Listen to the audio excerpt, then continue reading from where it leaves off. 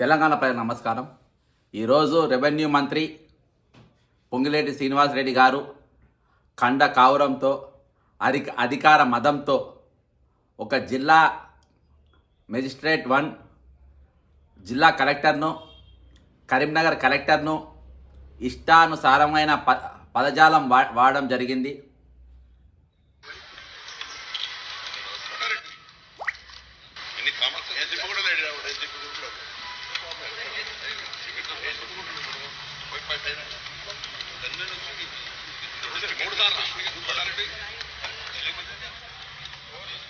ఇద్దరు ఒక మహిళను చూడకుండా ఒక సివిల్ సర్వెంట్ను ఇష్టం వచ్చిన మాట్లాడి దీనిపైన జాతీయ మహిళా కమిషన్కు ఈరోజు ఫిర్యాదు చేయడం జరిగింది.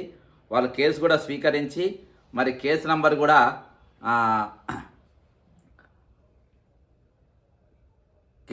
కూడా ఇవ్వడం జరిగింది.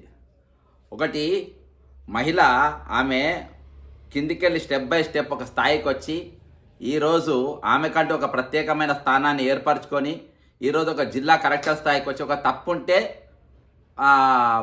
మందలించాలి, లేకుంటే చెప్పాలి. కానీ పబ్లిక్గా ఆమె మీద విడుచుకుపడడం, దీని మీద సర్వ సమాజం అంతా కూడా ఈరోజు ఖండిస్తుంది. నేను ఇచ్చిన కంప్లైంట్ వివరాలు: Telangana revenue minister Ponguleti Srinivasa Reddy was seen publicly berating Karimnagar district collector Pamela Satpathy, questioning her common sense in front of a crowd. Don't you have common sense? What are you doing? What is this nonsense? Where is the superintendent of police?